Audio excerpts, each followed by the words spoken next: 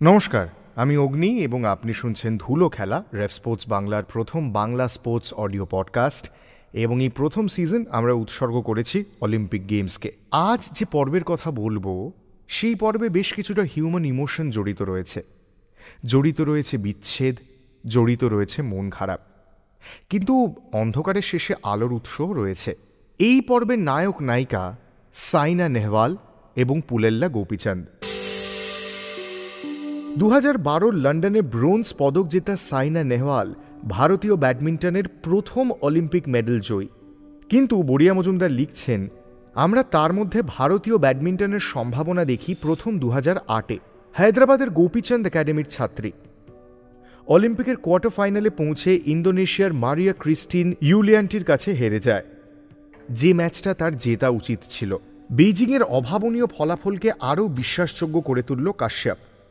2010-এ দিল্লিতে কমনওয়েলথ গেমসে সোনার মেডেল জিতে। গোপীর লক্ষ্য স্থির, মেডেল আশা থামলে চলবে না, আর সেই জন্য তিনি তার বাচ্চাদের লাগাতার তাগাদা দিয়ে চলেছেন। কাশ্যপ যে 2018-তে সাইনাকে বিয়ে করেছে, সে বলে, তাই থেকেই গোপী স্যার, সাইনা আর আমার মধ্যে একটা ভুল বোঝাবুঝি হয়। আমি আর সাইনা তখন প্রেম করছি, যদিও ব্যাডমিন্টনের প্রতি আমরা 100% দায়বদ্ধ, কিন্তু তাও আমাদেরও তো একটা জীবন আছে। গোপী স্যারের খারাপ লেগেছিল, ভেবেছিলেন যদি আমরা শেষে গিয়ে খেলাটাকে অবহেলা করি। গোপী, যিনি সাইনাকে বেড়ে উঠতে সাহায্য করেছেন, কাশ্যপের কাছ থেকে যার অনেক আশা, তিনি কিন্তু ব্যাপারটাকে অন্য রকমভাবে দেখেন। আমি অত নীতিবাগীশ নই যে ওদেরকে বলে দেব এইটা করো ওইটা করো না। ওরা প্রত্যেকে বড় হয়েছে এবং ওদের নিজেদের জীবন রয়েছে, কিন্তু কোচ হিসেবে আমার কর্তব্য ওদের নিজেদের সম্ভাবনাগুলো সম্বন্ধে ওয়াকিবহাল করে দেওয়া। আমি সেই চেষ্টাই করছিলাম, কিন্তু ব্যাপারটা এত ঘোঁট পাকল, তাতে আমাদের কারোরই কোনো উপকার হলো না। পরিস্থিতি যখন বেশ খারাপ চেহারা নিতে শুরু করেছে এবং কেউ কারোর সঙ্গে কথা বলছে না, তখন গোপীর ওপরই দায়িত্ব বর্তায় সাইনাকে পথে ফিরিয়ে আনার। তিনি বলেন, 2011 সালে আমি সাইনার সঙ্গে দেখা করি, বলি আমাদের পক্ষে অধরা অলিম্পিক মেডেলের স্বপ্ন ছোঁয়া অসম্ভব নয়। যদি সে আমাকে পরের 12টা মাস তাকে ট্রেনিং দিতে দেয়, তাহলে আমরা সবাই মিলে ইতিহাস গড়তে পারি। আমাকে বলতে হয় যে এটা আমি নিজের জন্যও করছি। সে যতটা চায় আমিও অলিম্পিক মেডেল ঠিক ততটাই চাই। কাশ্যপও একই কথা বলেন। হ্যাঁ, আমার স্পষ্ট মনে আছে গোপী স্যার সাইনার সঙ্গে কথা বলেছিলেন, তারপর দুজনে একসঙ্গে ফিরেছিল। গোপী স্যার কথা দিয়েছিলেন যে সাইনা যদি এখানে থাকে, স্যার হায়দ্রাবাদ ছেড়ে কোথাও যাবেন না। এই ব্যাপারটা সাইনার জন্য যতটা দরকার ছিল, আমাদের জন্য ততটাই। গোপী স্যার ছাড়া তো আমরা অসহায়, কেঁদেও ফেলতাম। ভুলে যাবেন না যে আমাদের সকলেরই তখন অল্প বয়স। সাইনা তো টিনেজার, ওকে ছাড়া লন্ডন হতোই না। লন্ডনের আগের কমাস গোপী সাইনার রুটিনে জবরদস্ত ট্রেনিংয়ের ব্যবস্থা করেন। তাতে কাশ্যপ আর সাইনা দুজনেরই লাভ হয়। কাশ্যপ বলেন, অমন ট্রেনিং আমরা তার আগে কোনোদিনও করিনি। এর ফলে আমরা আরও শক্ত সমর্থ হলাম, আর অলিম্পিকের ফাস্ট পেসড ম্যাচগুলোর জন্য তৈরি হলাম। ঠিক যদি খেলার আগে সাইনা ভাইরাল ফিভার না বাঁধিয়ে বসত, তাহলে হয়তো আরও ভালো খেলত।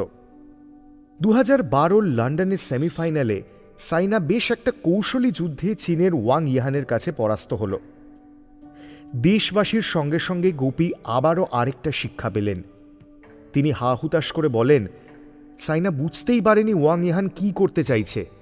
ইহানের স্ট্র্যাটেজি ছিল প্রত্যেকবার সার্ভের আগে সাইনাকে দাঁড় করিয়ে রাখা, আর যখন সাইনা সার্ভ করছে তখন ইহান কোর্টের মধ্যে পায়চারি করে আরও সময় নিচ্ছিল। তাতে সাইনা বিরক্ত হচ্ছিল। আসলে সাইনারও একই জিনিস করা উচিত ছিল, এবং ওয়াং যেটা চাইছে ওর সেই মতো কাজ করা একেবারেই অনুচিত হয়েছে। তার বদলে সে যতবার গতি বাড়াতে গেছে ততবার বাধা পেয়েছে, শেষে গিয়ে গতিবেগ হারিয়ে ফেলেছে। কাশ্যপ বুঝিয়ে বলেন, আমার মনে পড়ে গোপী স্যার চিৎকার করে সাইনাকে সাবধান করছেন, বলছেন ওয়াং ইহান কি করতে চাইছে। কিন্তু অত বড় একটা যুদ্ধ, ও এত মজে গিয়েছিল যে স্রোত সামাল দেওয়ার ক্ষমতা ওর ছিল না।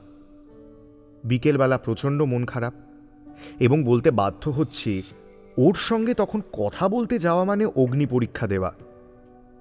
কিন্তু গোপী স্যার ঠিক করেছিলেন ওকে আগের ম্যাচের রেকর্ডিংটা দেখাবেনি, যাতে উনি বলতে পারেন ওর কোথায় গলদ ছিল।